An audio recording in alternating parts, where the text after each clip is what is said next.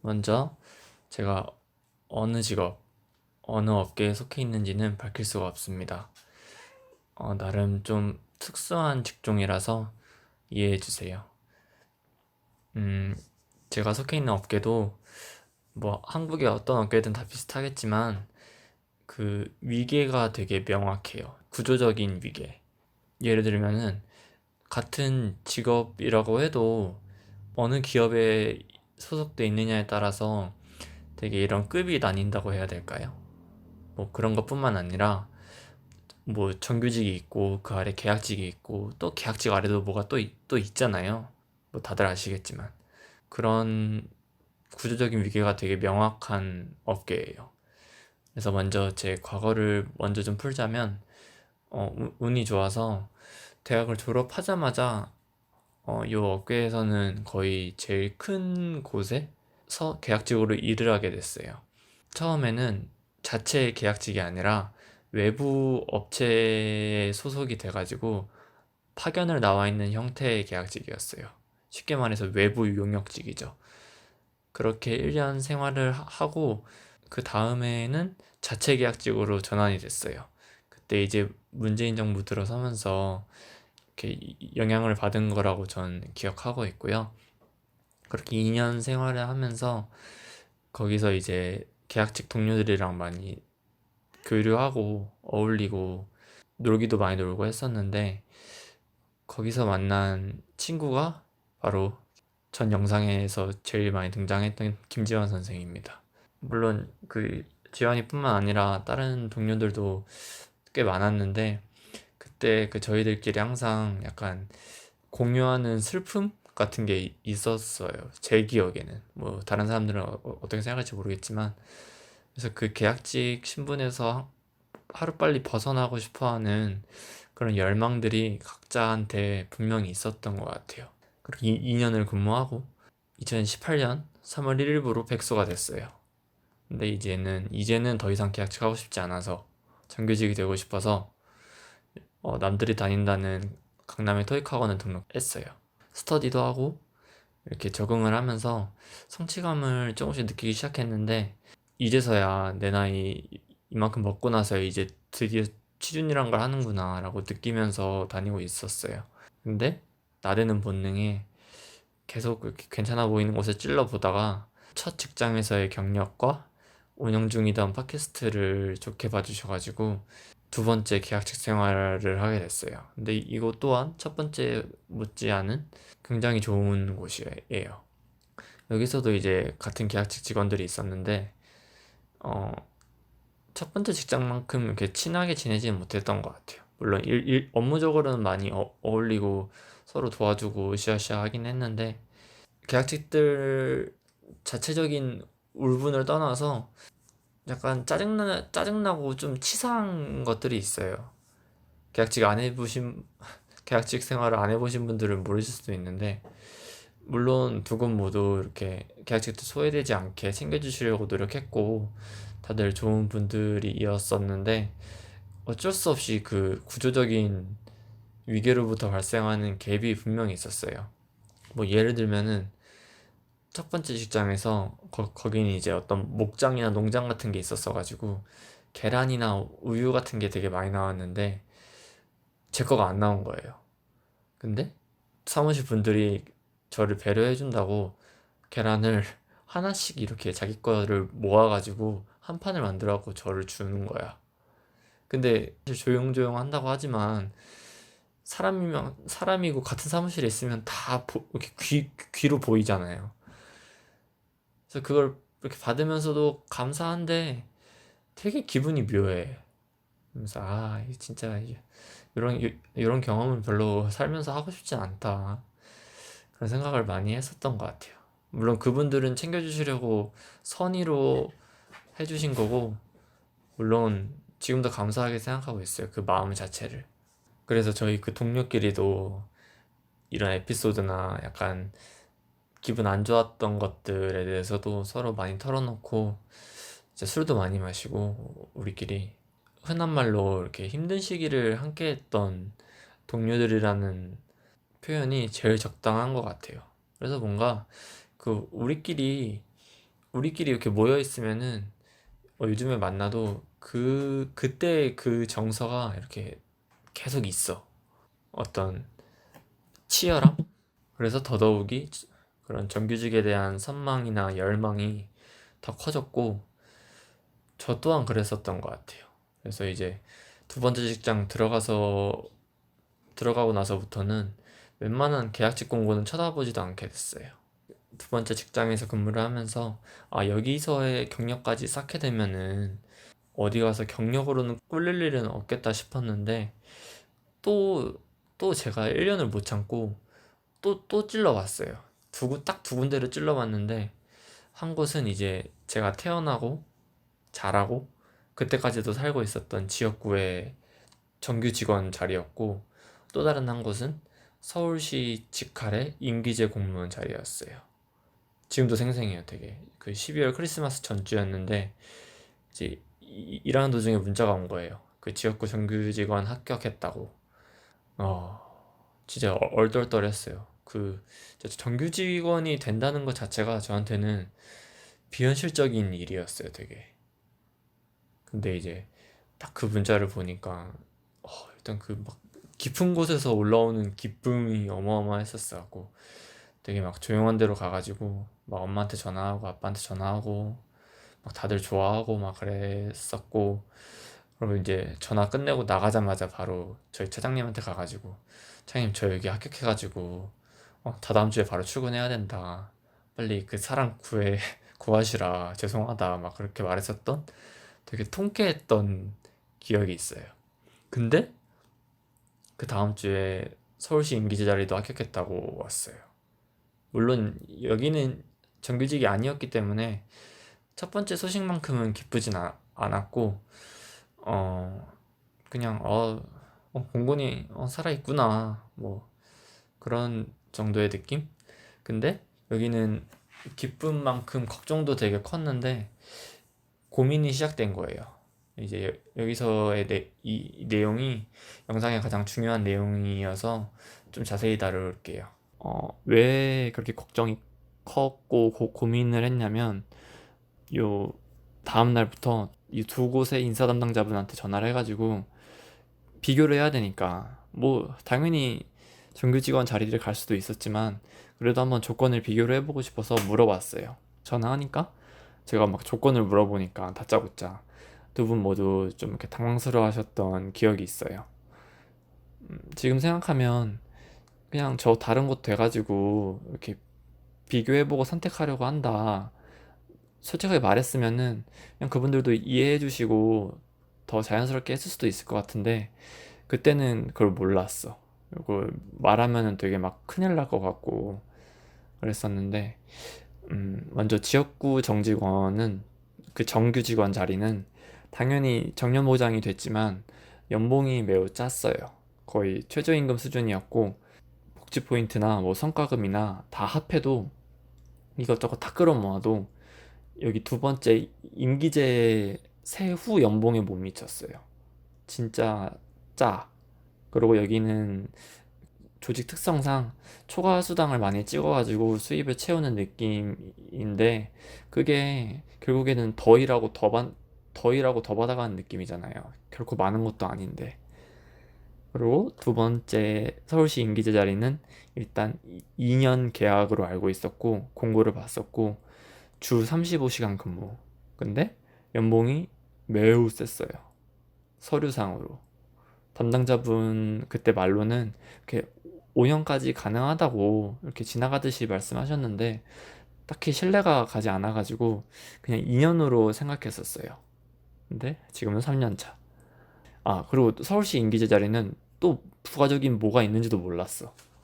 엄마는 이제 당연히 안정적인 정규 직원 자리를 선택하기를 원했고요. 근데 고민 끝에 저는 서류를 먼저 제출했었던 지역구 거기 사무실에 가가지고 임용 취소 서약서를 쓰고 그 돌려받은 건강검진 서류를 그대로 서울시에 제출했어요. 가끔 생각해도 어떻게 그런 선택을 할 수 있었을까? 왜 그랬나? 먼저 그 이유를 말씀드리자면, 그 정직원 자리엔 희한한 호봉제가 있었어요. 호봉제긴 호봉제인데 되게 희한했어요. 이렇게 그 여기 업계에 그 지역구 직종 뭐라 해야 돼, 아무튼 그 지역구마다 그 하는 회사가 있는데 거기 특성이 호봉 호봉이란 게 호봉이 입사할 때 경력으로 결정이 돼가지고 그 호봉이 퇴직할 때까지 쭉 유지가 돼요. 이게 무슨 말이냐면 입사할 때 내 그 관련 경력이 5년이 안 되면 1호봉, 5년에서 10년 이 사이로 되면 2호봉으로 해가지고 그렇게 입사를 해서 승진할 때 제외하고는 연봉 상승이 없는 거예요. 요거를 공고문에 써놓는 게 아니라 입사 서류 제출할 때 이렇게 구석으로 불러가지고 설명을 해줘요. 전 이거 정말 잘못됐다고 생각하는데 더 팔 수는 없는 것 같고, 아무튼 실제로 아까 제가 뭐 5년, 10년이라고 했었는데 호봉 구분의 기준이 되는 그 경력도 꽤 커가지고 제 기억에도 실제로 5년 초과여야 2호봉이었어요. 그러니까 누가 2호봉으로 시작하겠어.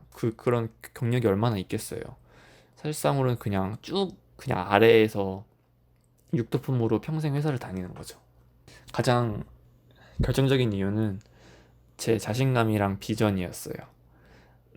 그 도합 3년 채 안 되는 기간 동안, 그 계약직 기간 동안 심적으로는 되게 많이 힘들었었는데, 근데 이렇게 합격을 두 곳 찔러 놨는데 두 곳 다 합격하는 걸 딱 보고서 아, 내가 준비가 돼 있고 마음만 먹으면은 되는구나 하는 자신감이 생겼어요. 그래서 내가 하면 되니까 더 다양한 곳을 경험해보고 싶다는 마음이 제일 컸어요. 그래서 아이러니하게도 정규직이기 때문에 선택을 안 한 거예요.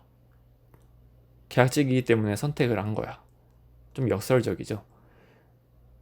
이 선택한 곳이 꽤 크고 권위 있는 기관이었기 때문에 비록 2년밖에 못 있는 걸로 알고 있었지만 여기 또한 여기보다 더 높은 곳으로 가기 위한 발판으로 삼자는 그런 도전적인 결정이었어요.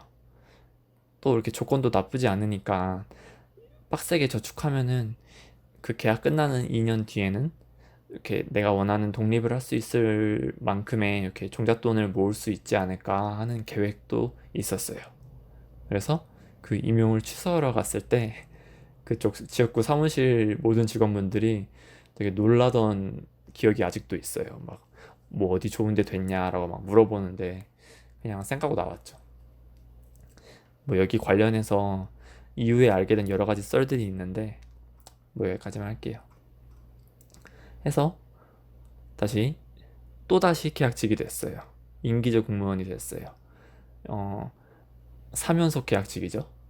근데 여기는 완전한 계약직, 완전한 비정규직이라기에는 좀 애매한 부분이 있어요.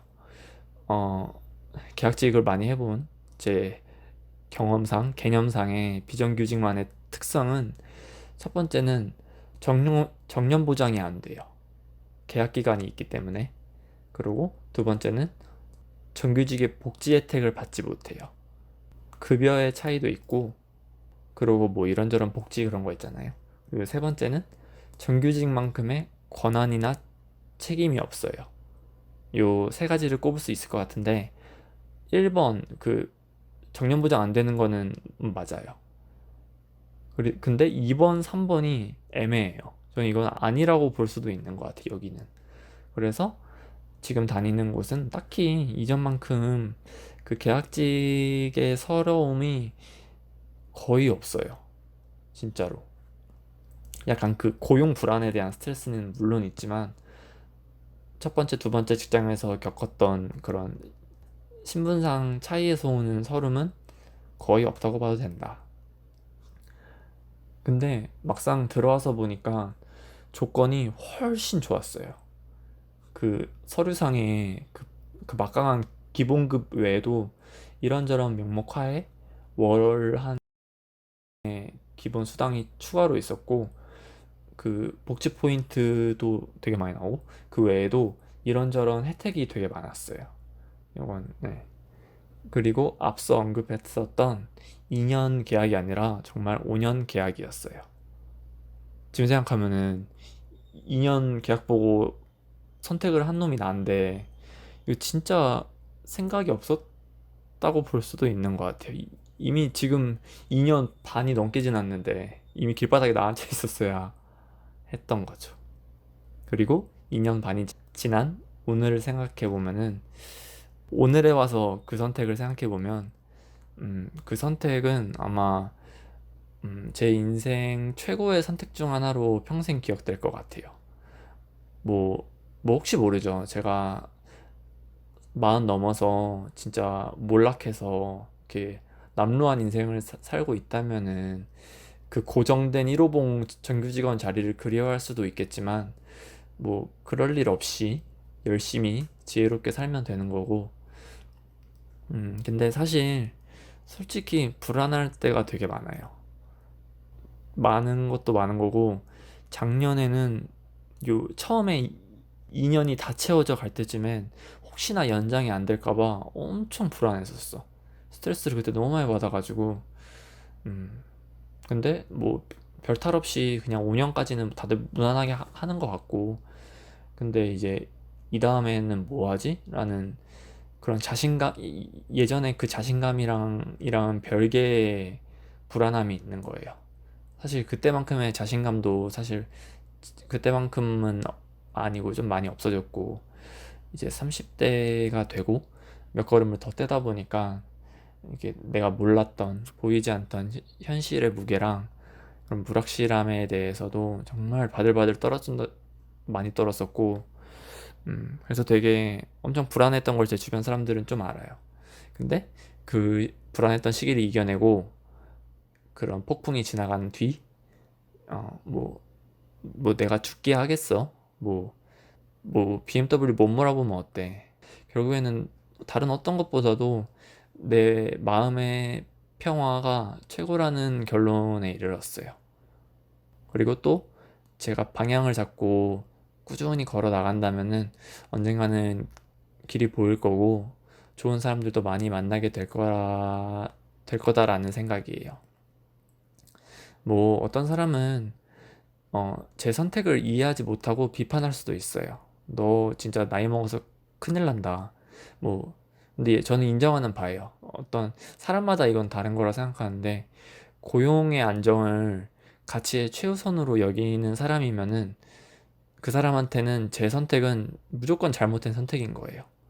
저는 그때 당시에는 고용 안정을 그렇게 높은 가치로 두지도 않았고 지금도 약간은 덜하긴 하지만 근데 저한테는 요번 인생이 한 번뿐인 거고 다음 생이 있다고 해도 요번 생은 이번 한 번이기 때문에 언젠간 정규직 직원이 된다고 하더라도 여기 회사는 여기까지다 싶으면은 용기 있게 박차고 또 다른 도전을 할 수 있는 제가 되었으면 좋겠어요. 항상 그런 변화무쌍한 삶을 살고 싶은 게 제 삶의 목표고 결국에 그 불안함이나 그 반대되는 용기는 둘 다 언제나 제 안에 있다고 생각하기 때문이에요. 21살 입대 전에 매일매일 이렇게 학교에 놀러 가서 이렇게 술 처마시고 귀가하던 중에 지하철 옆자리 할아버지가 이렇게 주머니에서 펼쳐갖고 보시던 종이를 엿보게 돼가지고 알게 된 시가 있는데요. 제목이 사무엘 울만의 청춘이에요. 읽어드릴게요. 청춘이란 인생의 어느 한 시기가 아닌 사람의 마음가짐을 뜻한다네. 청춘은 장밋빛 볼, 붉은 입술, 부드러운 무릎이 아니라 풍부한 상상력과 왕성한 감수성, 의지력, 그리고 인생의 깊은 샘에서 솟아나는 신선함을 뜻한다네. 청춘이란 두려움을 이기는 용기, 안이함을 뿌리치는 모험심, 그리고 탁월한 정신력을 뜻한다네. 때로는 60살 노인이 20살 청년보다 더 청춘일 수 있다네. 세월이 흐른다고 늙는 것이 아니라 이상을 잃어버릴 때 늙는 것이라네. 세월은 피부에 주름을 새기지만 열정으로 채워진 마음을 시들게 하지는 못한다네. 근심과 두려움, 자신감의 상실이 우리의 기백을 죽이고 마음을 시들게 한다네. 나이가 60살이든 16살이든 가슴속에는 경이로움을 향한 동경과 어린 아이와 같은 왕성한 탐구심과 인생에서 기쁨을 얻고자 하는 열망이 있는 법이라네. 그대의 가슴속에 그리고 나의 가슴속에는 마음의 안테나가 있어 인간과 신으로부터 아름다움과 희망, 기쁨, 용기, 힘의 영감을 받는 한 우리는 언제나 청춘일 수 있다네. 그대의 가슴속에 안테나가 무너지고 정신이 냉소와 비관의 눈으로 덮일 때 그대가 비록 20살이라고 할지라도 노인이지만 가슴속 안테나를 높이 세우고 희망을 품고 있는 한 그대가 비록 80살이라도 죽을 때까지 청춘이라네.